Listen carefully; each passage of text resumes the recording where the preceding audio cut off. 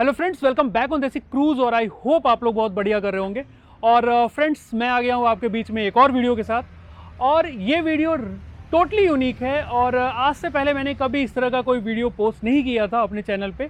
और ये आपको जो वीडियो है बहुत ज़्यादा इंस्पायर करेगी, क्योंकि इस वीडियो में ये मैं आपको बताने की कोशिश कर रहा हूँ कि अगर हौसले बुलंद हो और आपके इरादे मजबूत हो तो कोई भी परेशानी हो, कोई भी बाधा हो, आप उसको पार कर लेते हैं और ज़िंदगी में जो आपका ड्रीम है, जिसको आप चेज़ करना चाहते हैं, उसको भी फुलफ़िल कर लेते हैं। तो एक ऐसे ही राइडर हैं जिनसे मैं आपको मिलाने जा रहा हूँ, जिनको बाधा थी बहुत बड़ी, लेकिन उसको उन्होंने पार किया और अपने जो सपने हैं, यानी कि एक हर राइडर का सपना होता है कि स्पीति वैली जाए या फिर लेह लद्दाख का ट्रिप करे, और उन्होंने अपनी पूरी बाधा को पार करते हुए वो ड्रीम भी चेज़ किया और फुलफ़िल किया। तो एक बहुत ही इंस्पिरेशनल, अगर आप बोलो तो इंस्पायर करने वाला वीडियो है ये। तो चलिए मैं आपको उनसे मिलाता हूँ और देखता हूँ कि उन्होंने किस तरह से इस अपने ड्रीम को फुलफ़िल किया और क्या उनको परेशानियाँ आई और किस तरह से अब वो इसको एंजॉय कर रहे हैं। तो बहुत ही यूनिक और बहुत ही इंस्पायरिंग वीडियो के साथ चलिए ये वीडियो शुरू करते हैं और मिलते हैं उनसे।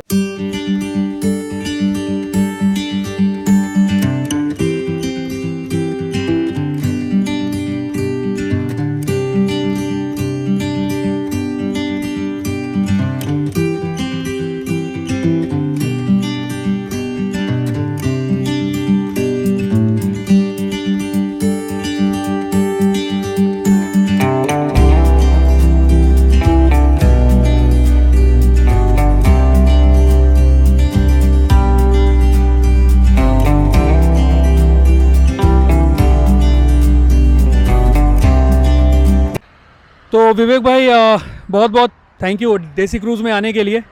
और आप बताइए कि जो आपने बाइक चूज़ की अपने अकॉर्डिंग, जब इसको कस्टमाइज़ करना था तो वाई एवेंजर, एवेंजर ही क्यों? आप कुछ बताइए पहले अपने बारे में और उसके बाद जो है आप बताइए कि वाई एवेंजर ओनली। मेरा नाम विवेक है। मैं एमएनसी में काम करता हूँ और बाइक राइडिंग मेरा पैशन है। बहुत समय से मैं करना चाहता था। और एवेंजर ही क्यों? एवेंजर जब इंसान जब छोटा होता है, बच्चा होता है, आप टीनेज में होते हैं कि कॉलेज में होते हैं, तो आपको लगता है कि कोई एक पर्टिकुलर बाइक चलानी है। तो मेरा हमेशा सपना था कि मेरे को एवेंजर चलाना है।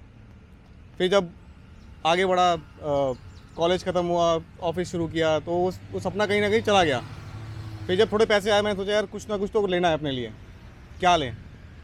फिर बहुत सारे ऑप्शन आए, मेरे दिमाग से हट ही गया कि एवेंजर लेना है मुझको। बहुत सारे ऑप्शन देखे, यामाहा की बाइक देखी, बुलेट देखी। फिर मेरे पास, मैं जा रहा था, मैंने अचानक से दिखा रोड पे जाते हुए एवेंजर। मैंने कहा यार ये तो बाइक बड़ी बढ़िया लगी लुक वाइज। फिर मुझे अचानक से अपना ड्रीम वापस याद आया कि यार एवेंजर मुझे लेनी थी। फिर जब मैं गया एवेंजर को फाइनली देखने के लिए कि यार कैसा लगेगा, तो उसके हिसाब से मेरे को हाइट भी बहुत सूटेबल था, मेरे लिए कंफर्टेबल था इस पर चढ़ना बैठने के लिए। तो सारे स्पेसिफिकेशन से मैंने जब देखा तो मेरे को ये सबसे आइडियल बाइक लगी अपने लिए। हालांकि अभी शायद मैं और बाइक भी चला सकता हूँ, लेकिन उस वक्त जब मुझे शुरू करना था, मुझे सबसे आइडियल बाइक लगी है, तो मैंने एवेंजर ही चूज़ किया। उसके बाद मैंने करोल बाग में भाटिया अटैचमेंट करके हैं, सोनू जी हैं वहाँ पे, उनसे मिला मैं। उनको बताया मेरे को ऐसा कुछ लेना है, तो उनका पहला रिकमेंडेशन था आप स्कूटी खरीदी है। तो स्कूटी चलाना मेरा कोई वो नहीं था, मेरे को किसी काम के लिए नहीं चाहिए था बाइक, मुझे पैशन के लिए अपना फॉलो करने के लिए चाहिए था, मुझे राइड करना था। तो मैंने उनसे कहा कि अगर आप एवेंजर में सेट कर सकते हो तो बोलो, वरना मैं किसी और को देखता हूँ। तो उनको भी ऐसा चैलेंजिंग लगा कि यार पहली बार कोई आया ऐसा बंदा मुझे कह रहा है बोलने के लिए। उन्होंने भी इससे पहले कभी बाइक में अटैचमेंट नहीं किया था। तो ये दिल्ली की पहली मॉडिफाइड बाइक है एवेंजर, दिल्ली की पहली। ग्रेट। उसके बाद जब ये हुआ तो मेरे को चलाने में दिक्कतों का सामना करना पड़ा, क्योंकि इससे पहले तो मैंने कभी राइड किया नहीं था। जो गियर का सिस्टम है वो तो पैरों से आप लोग लगाते हैं, लेकिन मेरे लिए बड़ा मुश्किल था इसको हाथ में सेट करना, इस पूरे सिस्टम को अगर आप दिखा पाएँ तो। तो ये आपने मतलब ये भाटिया नहीं किया या जी फिर नहीं, आपने खुद से ये मैंने खुद डिज़ाइन किया। ये सारा का सारा मैंने खुद डिज़ाइन किया। तो गाइस, आप देख सकते हो कि यहाँ पे जो कॉन्सेप्ट है गियर शिफ्टिंग का, तो ये शिफ्टिंग का आप देख सकते हो कि लीवर यहाँ से गया हुआ है और इस तरह से है, जबकि हमारे लेफ़्ट साइड में गियर चेंजिंग का होता है। तो जैसा कि विवेक भाई बता रहे हैं कि ये पूरा का पूरा कॉन्सेप्ट इन्होंने ही किया है। तो ये कैसे वर्क करता है और क्या है ये वही बताएंगे तो ज़्यादा बेटर होगा। जी ये बिल्कुल बैकवर्ड और फॉरवर्ड स्टाइल में चलता है, जैसे BMW के अंदर गियर्स होते हैं, आप आगे पीछे करते हैं। तो जब आप आगे कर रहे हैं दैट मीन्स मैं गियर बढ़ा रहा हूँ, दैट मीन्स अब ये सेकंड गियर पे लग गया, ठीक है, पहले न्यूट्रल था ये, और आगे बढ़ाऊंगा थर्ड पे, फोर्थ, और जब मुझे वापस पीछे करना है गियर को तो मैं पीछे की तरफ पुल करूँगा तो ये गियर छोटा हो जाता है। ओके, तो फ्रेंड्स ये देख सकते हो आप कि इसमें गियर का जो सिस्टम बता रहे हैं विवेक भाई, वो ये बता रहे हैं कि इसमें जो है आप गियर जब फर्स्ट गियर डालना होगा तो आपको पीछे लेना पड़ेगा, पहला गियर फर्स्ट गियर पीछे होगा, यानी कि जस्ट एग्जैक्टली लाइक जैसे हमारा जब नॉर्मल हम बाइक चलाते हैं तो फर्स्ट गियर डाउन में होता है, बाकी 4 जो है अप होते हैं, मतलब मैक्सिमम बाइक्स के, जैसे इस एवेंजर का तो यही है कि फर्स्ट गियर डाउन है बाकी 4 अप है। तो उसी तरह से यहाँ पे आपका जो है ये फर्स्ट पीछे में है, उसके बाद सारे गियर आगे, सारे गियर आगे हैं, और इसको गियर छोटा करना पड़ता है तो वापस से पीछे। ओके, और विवेक भाई इसको हैंडल करने में कितना प्रॉब्लम होता है या बिल्कुल ये कंफर्टेबल है बिल्कुल आपको इसको जब आप राइड करते हैं तो? अभी तो बिल्कुल कंफर्टेबल है, अभी तो मुझे खुद पता नहीं लगता मैं कब 5वें गियर तक पहुंच जाता हूं। अभी मुश्किल से मुझे 10 से भी कम सेकंड लगता है 5वें गियर में पहुंचने में, बट शुरुआत में मुझे दिक्कत होती थी क्योंकि पता नहीं था कुछ भी कि कैसे गियर लगाने हैं, कितना क्लच दबाना है, तो उस समय मुझे दिक्कत होता था। कभी कभी बाइक न्यूट्रल पर भी चला जाता था, मुझे लगता था कि लग जाएगा लेकिन नहीं लगता था। अभी तो कुछ भी चैलेंज नहीं है, अभी तो मैं आँख बंद करके चला सकता हूँ। ओके ग्रेट, मतलब ये तो हमारा गियर का कॉन्सेप्ट हो गया। तो ये गियर का डिज़ाइन आप बता रहे थे कि आप ही ने किया है, तो कैसे मतलब आपको ये आया कि इसको मतलब इस तरह से डिज़ाइन करें? क्योंकि आपने जैसा बताया कि पहले जो गियर जो आपको उन्होंने लगा के दिया था दैट वाज टोटली डिफरेंट, और ये कॉन्सेप्ट बिल्कुल आपने खुद से मतलब इसको डेवलप किया, तो कैसे आया आपके पास ये? पहले यहाँ पे एक रॉड दे रखी थी इस साइड में, अगर लेफ्ट में आप अगर आप आएँ तो जहाँ पे आपका शिफ्ट दिख रहा है आपको दिखाता हूँ, यहाँ से भाटिया जी ने एक रॉड दे रखी थी। भाटिया जी ने जब मुझे यहाँ पे शिफ्ट लगा के दिया था, एक रॉड लगा के दी थी इतनी लंबी, जो आप ऑटो में देखते हैं जो पुल करने के लिए स्टार्ट करने के लिए होता है, वो रॉड दिया था। अब उस रॉड के साथ दिक्कत ये था, पहली बात तो मुझे यहाँ पे पैर पे वो टच होता था, ठीक है, मेरे यहाँ पे लगता था घुटनों पे।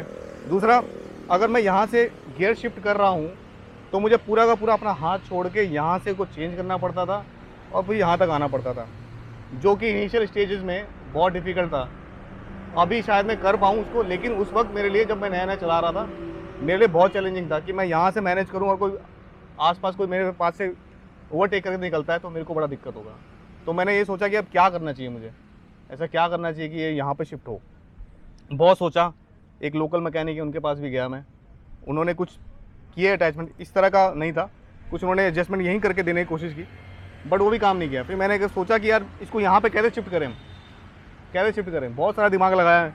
फिर मेरे को ये लगा कि यहाँ से इसको शिफ्ट, यहाँ से इसका जो आप देख रहे हैं इस तरीके से पैडल होता है, उस पैडल पे पहले मैंने इसको रॉड को सेट किया, मतलब हल्के से बस वो लगा के टाँके लगवा के उसमें क्या कहते हैं आपका जो वेल्डिंग करते हैं, हाँ, उनके पास टाँके लगवा के मैंने सेट किया। तो यहाँ से यहाँ तक रॉड जा रही थी, लेकिन बीच में क्या आया था, अब आप ये देख रहे हैं, ये मैंने खुद इसको कटवा के अलग से लगवाया। ये उस पर क्या होता है, वो रॉड इसमें फंस रही थी, तो मैंने ये एंगल फिर लगवाया, एंगल लगा के यहाँ तक पहुँचा मैं। सिर्फ ये मैं कॉन्सेप्ट देख रहा था कि ऐसा कुछ हो सकता है कि नहीं हो सकता। फिर मैंने जो लकड़ी वगैरह होती है मैंने उस पर लगा के चेक करने की कोशिश की कि यार चलेगा कि नहीं चलेगा ये, क्योंकि अगर लकड़ी में मूवमेंट कर रहा है तो लोहा तो मेरे लिए बहुत ज़्यादा मजबूत हो जाएगा। वो चीज़ करके मैंने कोशिश किया तो मूव कर रहा था, मूव सिर्फ इतना सा कर रहा था कि ये हिल रहा था। तो मुझे इतना समझ में आया कि अगर लकड़ी से हिल रहा है तो अगर मैं मेटल यूज़ करता हूँ तो वो पूरा पूरा मूव करेगा बहुत आराम से। लेकिन फिर भी इस डिज़ाइन को परफेक्ट करते करते मुझे 6 महीने का टाइम लग गया। तो हिट एंड ट्रायल चल रहा था, कभी ये रॉड टूट जाती थी, कभी नीचे से आपका ये देखो जॉइंट है ये निकल जाता था। ये वाला भी जो आप देख रहे हो ये आपकी बेयरिंग है, पहले बेयरिंग नहीं था, पहले एक हल्का सा होल बना के रखा हुआ जैसे कुंडे या नहीं होते लगाने वाला, वो किया था, वो टूट गया। तो वो सब जब चीज़ें टूटती गई बनती गई तो हिट एंड ट्रायल करते करते आज की डेट में ये डिज़ाइन एकदम परफेक्ट है। इस बाइक को लेके स्पीति वैली भी गया था अपने 3 महीने की राइड एक्सपीरियंस के बाद। मतलब मेरे लिए बड़ा वो था कि 3 महीने का सीखा हुआ मैंने, और एक्चुअली बता दो मेरे दोस्त ने मुझे फंसा दिया अच्छा। क्योंकि मुझे नहीं पता था कि वहाँ पे ऐसा रोड मिलने वाला है मुझे। मैं इमेजिन कर रहा था वो जो मूवीज़ में देखते हैं आप लोग, अच्छी सी रोड हो रही है, बस कर्व हो रही है, ऐसे चल रही है। बट वहाँ जाने के बाद बिल्कुल अलग एक्सपीरियंस था। वहाँ पे रोडें नहीं थी, कर्व की तो बात छोड़िए आप, वहाँ तो रोड्स नहीं थी, गड्ढे बहुत बड़े थे, बड़े बड़े थे। और मैं जब चलाना सीख रहा था तो प्लेन रोड पे सीखा था। मुझे नहीं पता था कि इसको कैसे निकालना वहाँ पे, क्योंकि जब ये चलता है मेरा बाइक तो ये जो बाकी साइड के जो व्हील्स हैं वो सिर्फ सपोर्ट करते हैं, इसमें रोटेशन एक्चुअली का रोटेशन नहीं है। तो रोटेशन किसका है? सिर्फ मिडिल वाले का। तो अगर मैं ऐसे खड्डे में फंसता हूँ जहाँ पे मेरा मिडिल वाला टायर बीच में हवा में आ जाता है तो फिर निकलती नहीं है बाइक, फिर किसी को पुश करना पड़ेगा। तो वो चीज़ मुझे आइडिया नहीं था वहाँ पे। वहाँ मैं हर गड्ढे में फंसा रहा था। मेरा दोस्त गुस्सा कर रहा था, यार तेरे को समझ नहीं आ रहा है। और मुझे ये गुस्सा आया था, यार तू तो एक तो मेरे को लेके आ गया ऐसी जगह पे जहाँ मेरे को एक्सपीरियंस नहीं। मगर 3-4 बार जब फंसा मैं तो मुझे आइडिया हो गया मुझे कैसे निकालना है। और उसके बाद फिर फंसा नहीं मैं। स्टार्टिंग के बस 3-4 गड्ढे फंसे मेरे को, उसके बाद मैं कोई भी गड्ढा कहीं फंसा नहीं, कहीं भी कोई चैलेंज नहीं हुआ। बस हाँ, डर लगा था क्योंकि आप खाई के एकदम बगल से गुजर रहे हैं, आपको बस क्रॉस कर रही है, आपके पास सिर्फ और सिर्फ 1-2 फीट का फासला है। और मेरे ऐसा नॉन राइडर जिसको आइडिया ही नहीं है कि कैसे बाइक निकालना, तो मेरे लिए बड़ा डर लगा था मुझे 2-3 बार। मुझे ये भी लगा कि मैं दिल्ली वापस नहीं पहुंचने वाला दिन था।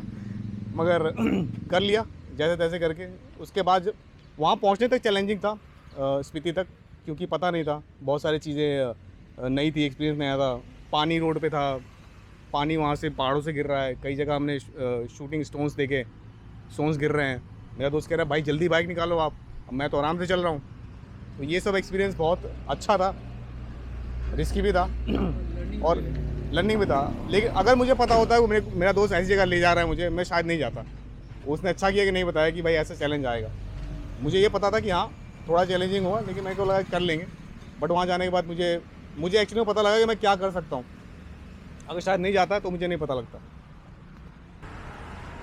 तो विवेक भाई एक चीज़ आप बताओ कि आपने इस तरह से मतलब अपनी जो भी आपको प्रॉब्लम थी इससे ओवरकम होते हुए अपनी बाइक का आपने सेटअप किया और जो राइड बनाई वो भी बनाई आपने स्पीति वैली। बहुत इंस्पायर किया होगा लोगों को आपने रियली, और शायद इस वीडियो के बाद बहुत लोग और इंस्पायर भी हो।